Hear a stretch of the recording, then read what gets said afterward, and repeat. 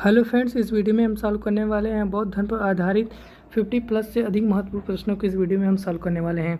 अगर आप इस चैनल पर नए हैं तो चैनल को सब्सक्राइब कर लीजिएगा। ऐसे आप लोगों के लिए हेल्पफुल वीडियो लेकर आता रहता हूँ। तो बौद्ध धर्म पर आधारित जितने भी महत्वपूर्ण प्रश्न एग्जाम में पूछे गए हैं या पूछे जाने की संभावना है, उन सभी महत्वपूर्ण प्रश्नों को इस वीडियो में हम सॉल्व करने वाले हैं। इस वीडियो को अंत तक जरूर देखिएगा। वीडियो देखने के बाद बौद्ध धर्म पर आधारित जितने भी महत्वपूर्ण प्रश्न एग्जाम में आपसे मिस नहीं होने वाला है। तो वीडियो को अंत तक जरूर देखिए और ज़्यादा से ज़्यादा शेयर करिएगा। तो आइए चलते हैं बौद्ध धर्म पर आधारित प्रश्नों को सॉल्व करते हैं। तो जो पहला प्रश्न है, बौद्ध धर्म के संस्थापक कौन थे? ठीक है, बौद्ध धर्म के जो संस्थापक थे वो गौतम बुद्ध थे। तो राइट आंसर बी हो जाता है। महावीर जो स्वामी थे ये जैन धर्म के संस्थापक वास्तविक संस्थापक थे। ठीक है, जैन धर्म के वास्तविक संस्थापक थे महावीर स्वामी और यह 24वें तीर्थंकर थे। ठीक है, याद रखिएगा 24वें तीर्थंकर थे। और आपसे पूछे जैन धर्म के संस्थापक कौन थे, यह याद रखिएगा ये वास्तविक संस्थापक थे। अगर संस्थापक पूछा जाए तो ऋषभदेव थे जो फर्स्ट तीर्थंकर थे। ठीक है, ये आपको याद रखना है। पैगंबर मोहम्मद जो इस्लाम धर्म के संस्थापक थे। ठीक है, तो प्रश्न का आंसर क्या होगा इसका? गौतम बुद्ध। ठीक है, अब आइए चलते हैं नेक्स्ट प्रश्न की तरफ। गौतम बुद्ध का जन्म कब हुआ था? ठीक है, गौतम बुद्ध का जन्म कब हुआ था? 563 ईसा पूर्व में हुआ था गौतम बुद्ध का जन्म। ठीक है, याद रखिएगा एंशियंट हिस्ट्री में डेट नहीं आपसे ज़्यादा मायने रखता है, बस कोई कुछ जो डेट है आपको हम बताते चलेंगे जो आपको याद रखना है, जो इम्पोर्टेंट है, एग्जाम में कभी कभी पूछ लिया जाता है। तो यहाँ पर देखिए ये डेट इम्पोर्टेंट है। गौतम बुद्ध का जन्म कब हुआ था? 563 ईसा पूर्व में हुआ था। तो राइट आंसर सी हो जाता है। आइए चलते हैं नेक्स्ट प्रश्न की तरफ। गौतम बुद्ध का जन्म स्थान का नाम क्या है? ठीक है, जहाँ गौतम बुद्ध जन्म लिए थे वह जन्म कहाँ लिए हुए थे? तो कपिलवस्तु के लुम्बिनी में वह जन्म उनका हुआ था। ठीक है, वर्तमान में एक कहाँ पर है? नेपाल में। ठीक है, नेपाल में एक काफ़ी ज़्यादा पर्यटन वहाँ पर घूमने के लिए जाते हैं। तो ये काफ़ी ज़्यादा खूबसूरत जगह है लुम्बिनी। वहाँ भी आप जाके गौतम बुद्ध के वहाँ पर आपको पूरे पर्यटन स्थल के लिए रूप में बहुत बड़ी सजावट रहती है। आप देखने के लिए दूर दूर से लोग वहाँ पर जाते हैं लुम्बिनी। ठीक है, नेपाल में। ठीक है, तो आप जा सकते हैं देखने, बहुत ही खूबसूरत दिखता है लुम्बिनी। तो आइए चलते हैं नेक्स्ट प्रश्न की तरफ। किसे लाइट ऑफ एशिया के नाम से जाना जाता है? लाइट ऑफ एशिया, प्रकाश का स्तंभ किसे कहा जाता है? महात्मा बुद्ध को, गौतम बुद्ध को कहा जाता है। ठीक है, तो सी इज़ द राइट आंसर। ये देखिए गौतम बुद्ध का फोटो है, आप इसे देख सकते हैं। और यहाँ पर नेक्स्ट प्रश्न है हमारा, गौतम बुद्ध के बचपन का क्या नाम था? बचपन का क्या नाम था? ठीक है, तो गौतम बुद्ध के बचपन का जो नाम था सिद्धार्थ था। ठीक है, क्या नाम था? सिद्धार्थ था। राहुल जो है गौतम बुद्ध के बेटे का नाम था राहुल। ठीक है, तो गौतम बुद्ध के बचपन का नाम सिद्धार्थ था, याद रखिएगा। गौतम बुद्ध पिता का क्या नाम था? ठीक है, गौतम बुद्ध जो थे उनके पिता का नाम सुधोधन था। ठीक है, तो B is the right answer. याद रखिएगा एग्जाम में आपसे गौतम बुद्ध के पिता का नाम आपसे डायरेक्ट एग्जाम में अब नहीं पूछा जाएगा। एग्ज़ाम काफ़ी ज़्यादा हाई हो गया है, तो अब एग्ज़ाम में आपसे ये पूछा जाएगा गौतम बुद्ध के जो पिता थे वो किस वंश से संबंधित हैं? तो आप बताएंगे शाक के कुल वंश से संबंधित थे। ठीक है, गौतम बुद्ध के पिता का नाम संशोधन था, शाक के कुल वंश से जो संबंधित थे गौतम बुद्ध के पिता। ये आप याद रखिएगा, आपसे एग्जाम में ये वंश आपसे पूछा जाएगा, ना कि पिता का नाम। यहाँ पर देखिए प्रश्न नंबर 7 है हमारा, गौतम बुद्ध माँ का क्या नाम था? ठीक है, गौतम बुद्ध का जो माँ का नाम था वो महामाया था। ठीक है, क्या नाम था? महामाया या महादेवी था।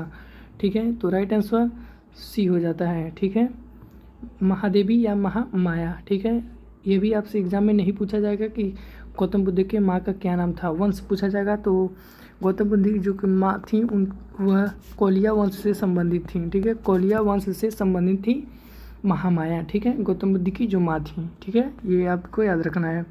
प्रश्न नंबर 8 है हमारा, महात्मा बुद्ध के सौतेली माँ का क्या नाम था? ठीक है, महात्मा बुद्ध के सौतेली माँ का क्या नाम था? प्रजापति गौतमी था। ठीक है, तो राइट आंसर सी हो जाता है। देखिए कहीं कहीं पर आपको सौतेली माँ देखने को मिलेगा, कहीं कहीं पर आपको मौसी। ठीक है, मौसी के नाम से भी ये आपको देखने को मिलेंगी प्रजापति गौतमी। ठीक है, याद रखिएगा यह प्रथम महिला शिष्य थी। ठीक है, गौतम बुद्ध की प्रथम महिला शिष्य थी प्रजापति गौतमी। ठीक है, ये आपको याद रखना है। प्रश्न नंबर 9 है हमारा, महात्मा बुद्ध की पत्नी का क्या नाम था? ठीक है, महात्मा बुद्ध की पत्नी का नाम क्या था? यशोधरा था, ठीक है। और इनसे एक बेटा था, उनका नाम राहुल था, ठीक है। अभी जस्ट हम पीछे बताएं तो महात्मा बुद्ध की पत्नी का नाम यशोधरा, इनके बेटे का नाम राहुल। याद रखिएगा, महात्मा बुद्ध की जो शादी वह 16 वर्ष की ही अवस्था में हो गई थी, ठीक है। महात्मा बुद्ध की जो शादी है वो 16 वर्ष की अवस्था में ही हो गई थी। गौतम बुद्ध के पुत्र का क्या नाम था? तो गौतम बुद्ध के जो पुत्र थे उनका नाम राहुल था, ठीक है। सिद्धार्थ, जो गौतम बुद्ध के बचपन का नाम था सिद्धार्थ, ठीक है। ये नेक्स्ट प्रश्न है हमारा, प्रश्न नंबर 11 है, गौतम बुद्ध के सारथी का क्या नाम था? ठीक है, जो सारथी था उसका नाम क्या था? उसका नाम चन्ना था, ठीक है। चन्ना गौतम बुद्ध के सारथी का यह नाम था, ठीक है। ये आपको याद रखना है, ये भी इम्पोर्टेंट है। गौतम बुद्ध कितने वर्ष की अवस्था में ग्रह त्याग कर सत्य की खोज की ओर निकल पड़े या चल पड़े? कितने वर्ष की अवस्था में? 29 वर्ष की अवस्था में यह ग्रह त्याग कर सत्य की खोज में निकल पड़े। और याद रखिएगा 16 वर्ष की अवस्था में इन्होंने शादी कर ली थी, ठीक है। और 13 ही वर्ष बाद ये क्या किए? ग्रह त्याग कर सत्य की खोज में निकल पड़े थे, ठीक है।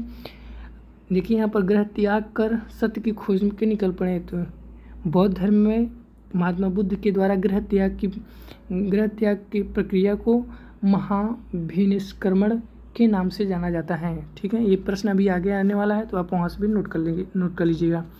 अब आगे चलते हैं नेक्स्ट प्रश्न की तरफ। सिद्धार्थ के ग्रह त्याग की घटना को बौद्ध धर्म में क्या कहा जाता है? ठीक है, तो क्या कहा जाता है? महाभिनिष्क्रमण कहा जाता है, ठीक है। क्या कहा जाता है? महाभिनिष्क्रमण कहा जाता है। महापरिनिर्वाण क्या है? जब गौतम बुद्ध का मृत्यु हुआ कुशीनगर में, तो उसी प्रक्रिया को महापरिनिर्वाण कहा जाता है। धर्म चक्र परिवर्तन क्या है? यह गौतम बुद्ध के द्वारा प्रथम उपदेश जो है सारनाथ में दिया गया, और प्रथम उपदेश जो है गौतम बुद्ध के द्वारा दिया, वो प्रक्रिया धर्म चक्र परिवर्तन कहलाता है गौतम, ठीक है, जन्म धर्म में। ये आपको याद रखना है। यहाँ पर देखिए, ये हो गया गौतम बुद्ध का एक फ़ोटो है, यहाँ आप देख सकते हैं। यहाँ पर देखिए एक धर्म चक्र, यहाँ पर देखिए ये धर्म चक्र है, ठीक है। ये आप देख सकते हैं, ठीक है। अब आइए चलते हैं नेक्स्ट प्रश्न की तरफ। और यहाँ पर है हमारा, कहाँ पर थे हम लोग?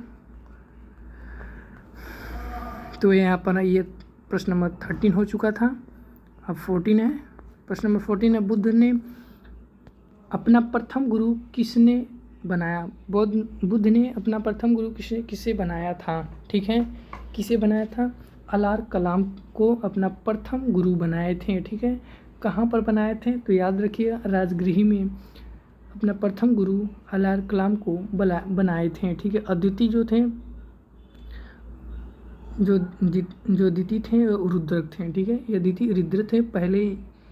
पहले जो प्रथम गुरु थे वह अलार कलाम थे, दूसरे रुद्रक थे, याद रखिएगा। प्रश्न नंबर 15 है हमारा, बुद्ध ने अपने प्रथम गुरु से कौन सी शिक्षा प्राप्त की थी? ठीक है, गौतम बुद्ध ने प्रथम जो गुरु थे, प्रथम गुरु कौन थे?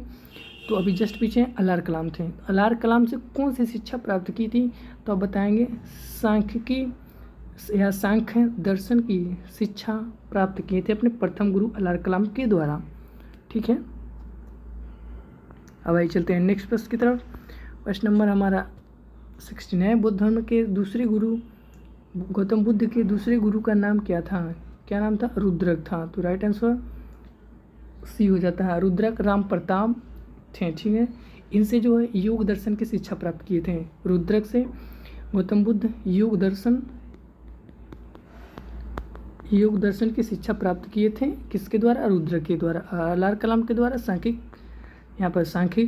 दर्शन की शिक्षा प्राप्त किए थे। नेक्स्ट प्रश्न है हमारा, देखिए नेक्स्ट प्रश्न है हमारा, 35 वर्ष की आयु में बिना अन्य जल ग्रहण की आधुनिक बोधगया में, देखिए बोधगया में निर्जना फल्गु नदी के तट पर, यहाँ पर देखिए जो अंडरलाइन करें वो महत्वपूर्ण है, पीपल वृक्ष के नीचे कितने वर्ष की कठिन तपस्या के बाद बुद्ध को ज्ञान की प्राप्ति हुई थी? वह 6 वर्ष के बाद गौतम बुद्ध को ज्ञान की प्राप्ति हुई थी, ठीक है। एग्जाम में पूछा जाता है गौतम बुद्ध के ज्ञान की प्राप्ति कहाँ पर हुई थी? बोध गया में। ठीक है, यहाँ पर एक प्रश्न हो गया। किस नदी के किनारे तट पर हुई थी? तो निरंजना फल्गु नदी के तट पर किनारे हुई थी। किस वृक्ष के नीचे? तो वो बताएंगे वह वृक्ष है पीपल। ठीक है, कितने वर्ष में हुई? तो 6 वर्ष आप बताएंगे। ठीक है, तो राइट आंसर डी हो जाता है।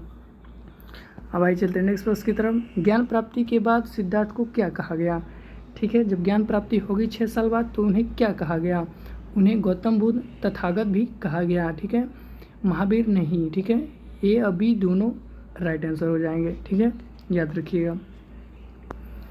प्रश्न नंबर हमारा 19 है, गौतम बुद्ध को किस रात्रि के दिन ज्ञान की प्राप्ति हुई थी? ठीक है, गौतम बुद्ध को जो ज्ञान की प्राप्ति हुई थी किस रात्रि के दिन ज्ञान की प्राप्ति हुई थी? ठीक है, तो वैशाख पूर्णिमा का उस दिन था जब गौतम बुद्ध को 6 साल बाद ज्ञान की प्राप्ति हुई थी। याद रखिएगा, वैशाखी जो पूर्णिमा होता है उस दिन क्या होता है? खीर खिलाया जाता है। क्यों? क्योंकि याद रखिएगा, जब सिद्धार्थ अपने 6 वर्ष ज्ञान जब प्राप्ति कर लिए थे, जो लास्ट दिन था, तो वो अपना जो 6 वर्ष से तपस्या कर रहे थे तो अपना जो व्रत तोड़े, तो वह खीर खाकर वो अपने तपस्या को क्या किए थे? तोड़े थे। ठीक है, तो खीर खाकर वैशाखी पूर्णिमा के दिन उन्होंने खीर खाकर क्या किए थे? अपनी तपस्या को तोड़े थे। इसीलिए बौद्ध धर्म में वैशाखी पूर्णिमा के दिन क्या किया जाता है? खीर बनाया जाता है घर पे और खाया जाता है या खिलाया भी जाता है। ठीक है, प्रसाद के रूप में। ठीक है, याद रखिएगा।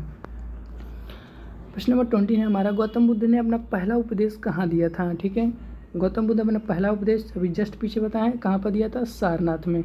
ठीक है, सारनाथ में इन्होंने गौतम बुद्ध ने ही जी के द्वारा बौद्ध संघ की भी स्थापना सारनाथ में ही किए थे। ये भी आपको याद रखना है। प्रश्न नंबर 21 है हमारा, उपदेश देने की इस घटना को क्या कहा जाता है? ठीक है, जो उपदेश दिए, ठीक है, गौतम बुद्ध के द्वारा जो उपदेश दिया गया, पहला उपदेश कहाँ? सारनाथ, तो वह इस घटना को क्या कहते हैं? धर्मचक्र परिवर्तन कहा जाता है। महानिर्माण, जो कुशीनगर में जिनकी मृत्यु हुई गौतम बुद्ध की, उसी घटना को महानिर्माण, महाभिनिष्क्रमण, गौतम बुद्ध जी के द्वारा गृह त्याग को महाभिनिष्क्रमण कहा जाता है। महात्मा बुद्ध ने अपने उपदेश को किस भाषा में दिया? ठीक है, ये भाषा भी इम्पोर्टेंट है, पूछा जाता है कि महात्मा बुद्ध ने उपदेश जो दिया था किस भाषा में दिया था। ये भाषा कौन थी? ये भाषा पाली भाषा थी। ये आपको याद रखना है, तो सी इज द राइट आंसर। ये धर्मचक्र परिवर्तन है। ठीक है, ये सिंबल है। आइए चलते हैं नेक्स्ट प्रश्न की तरफ। बौद्ध धर्म के त्रिरत्न कौन कौन हैं? ठीक है, गौतम बुद्ध के द्वारा त्रिरत्न दिए गए, वो कौन कौन से थे? तो वह थे बौद्ध, बुद्ध, धम्म और संघ। ये 3 थे जो गौतम बुद्ध के द्वारा त्रिरत्न दिए गए थे। ठीक है, ये आपको याद रखना है। ठीक है, आइए चलते हैं नेक्स्ट प्रश्न की तरफ। गौतम बुद्ध जो है धर्म में प्रविष्ट को क्या कहा जाता है? ठीक है, क्या कहा जाता है? उपसंप्रदाय कहा जाता है। ठीक है, गौतम बुद्ध धर्म में प्रविष्ट को क्या कहा जाता है? उपसंप्रदाय कहा जाता है। ठीक है, नेक्स्ट प्रश्न है हमारा, बुद्ध के अनुसार देवतागण भी किस सिद्धांत के अंतर्गत आते हैं? ठीक है, किस सिद्धांत के अंतर्गत आते हैं? कर्म सिद्धांत के अंतर्गत आते हैं। तो राइट आंसर ए हो जाता है। प्रश्न नंबर 26 है हमारा, बुद्ध ने तृष्णा की घटना को क्या कहा है? ठीक है, बुद्ध ने तृष्णा की घटना को क्या कहा है? क्या कहा है? निर्वाण कहा है। ठीक है, क्या कहा है? निर्वाण कहा है। ठीक, यहाँ पर देखिए नेक्स्ट प्रश्न है हमारा, गौतम बुद्ध के अनुयायी कितने भागों में बट गए थे? ठीक है, गौतम बुद्ध के जो अनुयायी थे वो कितने भागों में बट गए थे, या कितने अनुयायी जो कितने भाग में बट गए थे? तो ये आप याद रखना है कि 2 भागों में यह बट गए थे। ठीक है, तो राइट आंसर बी हो जाता है। ठीक है, क्या कितने भागों में बटे थे? 2 भागों में बट चुके थे। ठीक है, तो राइट आंसर बी हो जाता है। अब आइए चलते हैं नेक्स्ट प्रश्न की तरफ। प्रश्न नंबर हमारा 28 है, जिस स्थान पर बुद्ध ने ज्ञान की प्राप्ति की थी वह स्थान क्या कहलाया? क्या कहलाया?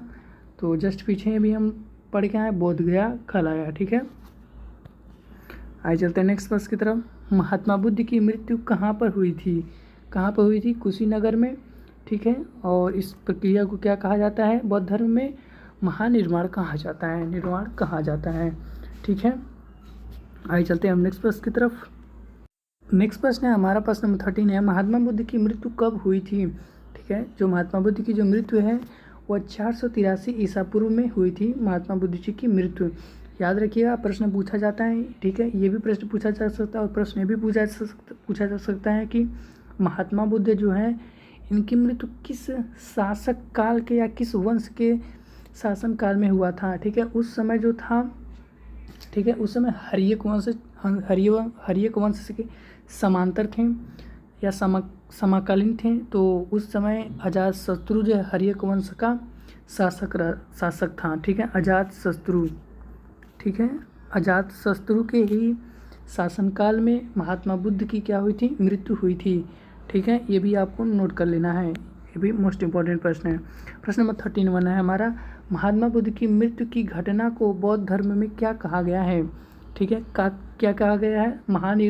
महान परिनिर्वाण, और गृहत्याग को महाविनिष्क्रमण, और पहला उपदेश को धर्मचक्र परिवर्तन कहा गया है। ठीक है, याद रखिएगा। और यहाँ पर आप थोड़ा नोट कर लीजिएगा। यहाँ पर देखिए, बुद्ध के अनुयायी जो थे वो कितने भागों में बट गए? 2 भागों में बट गए थे। ठीक है, वो कौन कौन से भाग थे तो आप लिख लीजिएगा, हीनयान और एक महायान में। ये गौतम बुद्ध के 2 अनुयायी जो थे ये 2 भागों में बट चुके थे, हीनयान महायान में। ठीक है, ये आपको याद रखना है। अब आइए चलते हैं नेक्स्ट प्रश्न की तरफ। यहाँ पर महात्मा बुद्ध की मृत्यु यहाँ ये भी कर चुके हैं हम।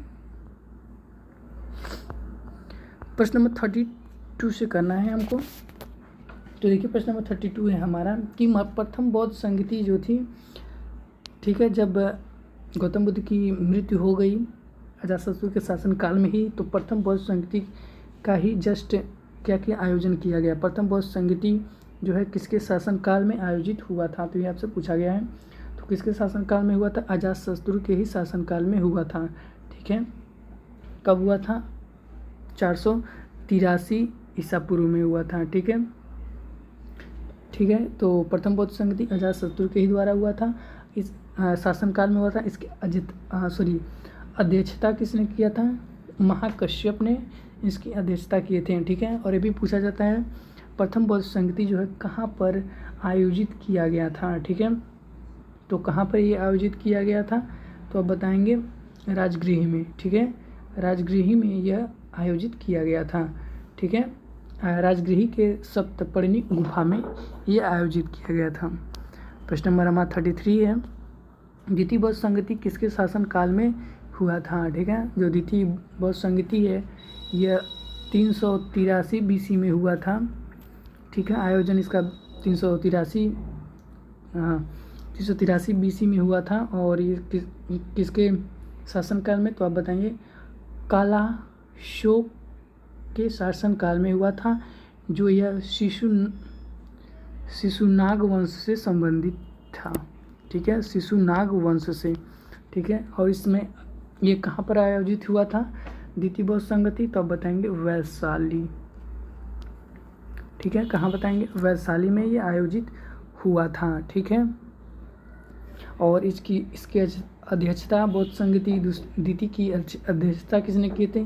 तो सर्वकामिनी ने द्वितीय बौद्ध संगति की अध्यक्षता किए थे। ठीक है, ये भी आपको याद रखना है। यहाँ पर देखिए, द्वितीय बौद्ध संगति किसके शासनकाल में हुआ था? ठीक है, किसके शासनकाल में हुआ था? तो आप बताएंगे अशोक के शासनकाल में तृतीय बौद्ध संगति आयोजित हुआ था। कब हुआ था? 250 BC में ये आयोजित हुआ था। ठीक है, उस समय अध्यक्ष कौन था? मंगलोपुत्तिसम जो थे यह अध्यक्षता किए थे तृतीय बौद्ध संगति के। ठीक है, इसी में ही थर्ड पिटक को जोड़ा गया था, जिसे अभिधम पिटक के नाम से जाना जाता है। ठीक है, ठीक है, दो पिटक थे, सुत पिटक, विनय पिटक, ठीक है। और उसके बाद अशोक के शासनकाल में ही तीसरा पिटक जोड़ा गया जिसे हम अभिधम पिटक के नाम से जाना जाता है, ठीक है। ये आपको याद रखना है। और मोस्ट इम्पॉर्टेंट प्रश्न आपसे एग्जाम में पूछा जाता है बार बार कि अशोक ने बौद्ध धर्म को कब अपनाया था या किस युद्ध के बाद अपनाया था। तो कलिंग युद्ध जब अशोक लड़ चुका, उसके बाद जस्ट कलिंग युद्ध के बाद अशोक ने बौद्ध धर्म को अपना लिया था। ये भी आपको इम्पोर्टेंट प्रश्न है, बार बार एग्जाम में आपसे पूछा जाता है, तो ये आप नोट कर लीजिएगा, भूलिएगा मत। और यहाँ पर देखिए चतुर्थ बौद्ध संगति किसके शासन काल में हुआ था, ठीक है। किसके शासन में काल में हुआ था? कनिष्क के शासन काल में ये हुआ था, ठीक है। कनिष्क के शासन काल में हुआ था, तो D is the right answer. कब हुआ था आयोजन इसका हुआ था, ठीक है। कब हुआ था? फर्स्ट शताब्दी या कह लीजिए 784 डी में, ठीक है, ये आयोजन हुआ था, ठीक है। अध्यक्षता इसकी कौन किए थे? वसुमित्र ने इसकी अध्यक्षता किए थे। इसी महासंगति में बौद्ध धर्म जो है दो समुदायों में विभाजित हो गया, जो जस्ट अभी पीछे बताएं, हीनयान और महायान में। प्रथम बौद्ध संगति कहाँ हुआ था, ठीक है। जो प्रथम बौद्ध संगति है वह राजगृह में हुआ था, तो राइट आंसर ये हो जाता है, ठीक है। ये सब आपको बता चुके हैं। द्वितीय बौद्ध संगति कहाँ आयोजित हुआ था? वैशाली में, ठीक है। और किसके शासनकाल में हुआ था? या कमेंट बॉक्स में आप करके फटाक से बताइए किसके शासनकाल में हुआ था। तृतीय बौद्ध संगति मोस्ट इम्पॉर्टेंट है क्योंकि यह अशोक के शासनकाल में हुआ था और यह पाटलिपुत्र में इसका आयोजन हुआ था, ठीक है। प्रश्न नंबर 39 है। चतुर्थ बौद्ध संगति कहाँ पर आयोजित हुआ था? कुंडल वन में यह आयोजित हुआ था, जो वर्तमान में जम्मू कहाँ पर है? जम्मू कश्मीर में है, ठीक है। ये आपको याद रखना है। प्रश्न नंबर 14 है हमारा, बौद्ध धर्म को अपनाने वाली प्रथम महिला कौन थी? तो प्रथम महिला कौन थी? वो प्रजापति गौतमी थी, जो गौतम बुद्ध की प्रथम महिला शिष्य भी थी, प्रजापति गौतमी, ठीक है। ये आपको याद रखना है। प्रश्न नंबर 41 है हमारा कि भारत से बाहर बौद्ध धर्म को फैलाने का जो श्रेय किस राजा को जाता है, ठीक है। तो किस राजा को जाता है? अशोक को, ठीक है।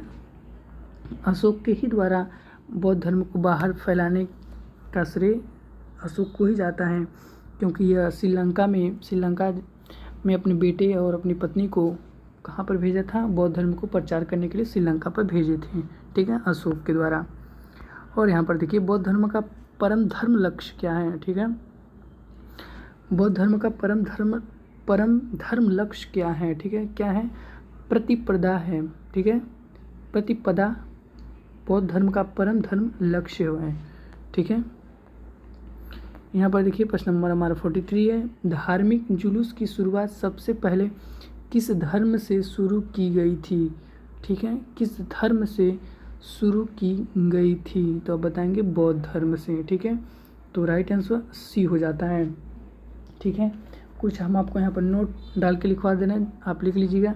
गौतम बुद्ध को देवता का स्थान किस राजा के शासनकाल से या किस युग से कह लीजिए या किस राजा के युग में प्राप्त हुआ था? तो आप बताएंगे कनिष्क, ठीक है, कनिष्क। ये भी मोस्ट इम्पॉर्टेंट प्रश्न है जो एग्जाम में पूछा जाता है। और दूसरा प्रश्न नोट कर लीजिएगा कि बुद्ध की जो खड़ी प्रतिमा है किसके काल में बनाई गई थी? तो गुप्तोर काल में यह बनाई गई थी बुद्ध की खड़ी प्रतिमा, ठीक है। गुप्तोर काल में बनाई गई थी, ठीक है, याद रखिएगा। गौतम बुद्ध का जन्म का जो प्रतीक है वो क्या है, ठीक है। गौतम बुद्ध का जन्म का जो प्रतीक है वो कमल और सांड है, याद रखिएगा। कमल खिल रहा है तो बच्चा जब पैदा होता है तो खिलने लगता है, ठीक है। तो ये इससे ट्रिक से भी आप याद रख सकते हैं, कमल और सांड, ठीक है। आगे चलते हैं नेक्स्ट प्रश्न की तरफ। गौतम बुद्ध के गृह त्याग का प्रतीक क्या है, ठीक है। गौतम बुद्ध के गृह त्याग का प्रतीक क्या है? तो आप बताएंगे यहाँ पर अश्व है, अश्व या घोड़ा कर लीजिए, ठीक है। यहाँ पर देखिए, यहाँ पर लिख लीजिएगा सिद्धार्थ के घोड़े का नाम क्या था? तो सिद्धार्थ के घोड़े का नाम कत्थक था, ठीक है। सिद्धार्थ के घोड़े का नाम क्या था? कत्थक था, ठीक है। ये भी आपको याद रखना है। आइए चलते हैं नेक्स्ट प्रश्न की तरफ। गौतम बुद्ध के महाबोधि का प्रतीक क्या है? ठीक है, क्या है? बोधि वृक्ष, ठीक है। तो सी इज द राइट आंसर। आइए चलते हैं नेक्स्ट प्रश्न की तरफ। प्रश्न नंबर 47 है, गौतम बुद्ध के प्रथम उपदेश का प्रतीक चिन्ह क्या है? तो धर्म चक्र है। जस्ट अभी हम सिंबल भी आपको दिखाए हैं, तो आप याद रखिएगा, ठीक है। गौतम बुद्ध के निर्वाण का प्रतीक क्या है? ठीक है, तो क्या है? पद चिन्ह है, ठीक है। क्या है? पद चिन्ह जो है निर्वाण का प्रतीक है। गौतम बुद्ध के निर्वाण का प्रतीक है पद चिन्ह। सुत्त पिटक, जो सुत्त पिटक है में क्या संकलित है? सुत्त पिटक में क्या संकलित है? तो सुत्त जो पिटक है वह बुद्ध के धर्म के उपदेश जो है उसमें संकलित है, ठीक है। ये आपको याद रखना है, ठीक है। तो इज द राइट आंसर। अब आइए चलते हैं नेक्स्ट प्रश्न की तरफ। तो यहीं पर आप नोट कर लीजिए, जो सुत्त पिटक है, दो पिटक हैं, जस्ट हम पीछे बताएं, सुत्त पिटक और विनय पिटक। एक है विनय पिटक, ठीक है। तीसरा पिटक जो है तृतीय बौद्ध संगति अशोक के शासनकाल में अभिधम पिटक को जोड़ा गया, तो ठीक है। पहला है सुत्त पिटक जो बुद्ध के उपदेशों का है, और जो विनय पिटक है इसमें बौद्ध संघ के नियम हैं, ठीक है। बौद्ध संघ के नियम हैं, ठीक है, रूल है, ठीक है। इसमें रूल है विनय पिटक में। विनय पिटक की जो रचना है उपाली के द्वारा किया गया, और सुत्त पिटक की जो रचना है यह आनंद के द्वारा इसकी रचना किया गया, ठीक है। ये आपको याद रखना है। यहाँ पर देखिए विनय पिटक आ भी गया। विनय पिटक की क्या संकलित है? विनय पिटक में क्या वर्णन है या क्या लिखा गया है? तो बौद्ध संघ के अनुशासन के नियम, ठीक है। तो याद देखिए बौद्ध संघ के रूल कर लीजिए, तो B is the right answer. और विनय पिटक की रचना किसने किया था? जस्ट पीछे बताएं, उपाली ने, और सुत्त पिटक आनंद ने। आज का लास्ट प्रश्न है हमारा, अभिधम पिटक के क्या संकलित हैं? अभिधम पिटक में क्या संकलित हैं, ठीक है। अभिधम पिटक में क्या संकलित हैं? तो बौद्ध धर्म के धार्मिक उपदेश, ठीक है, बौद्ध धर्म के धार्मिक उपदेश, ठीक है। और अभिधम पिटक अशोक के शासनकाल में तृतीय बौद्ध संगति में यह जोड़ा गया अभिधम पिटक, ठीक है। ये इसीलिए तृतीय बौद्ध संगति मोस्ट इम्पोर्टेंट हो जाता है। अशोक जो है मौर्य वंश से संबंधित थे, ठीक है, मौर्य वंश से संबंधित थे, और यह इसी में तृतीय बौद्ध संगति में क्या किया था? अभिधम पिटक को जोड़ा गया था, ठीक है। पहले दो था, उसके बाद ये तीसरा जोड़ा गया, और कहाँ पर जोड़ा? पाटलिपुत्र में, ठीक है। तो यह समाप्त होता है आज के लिए, बस इतना ही। वीडियो अच्छा लगा तो लाइक करिएगा, सब्सक्राइब करिएगा, और ज़्यादा से ज़्यादा शेयर करिएगा, और कमेंट बॉक्स में बताइएगा कि अगला टॉपिक हमारा क्या होगा। क्या जैन धर्म पर भी वीडियो बनाया जाए? तो कमेंट बॉक्स में ज़रूर बताइएगा। तो मिलते हैं अगले सेशन में, तब तक के लिए धन्यवाद। जय हिंद।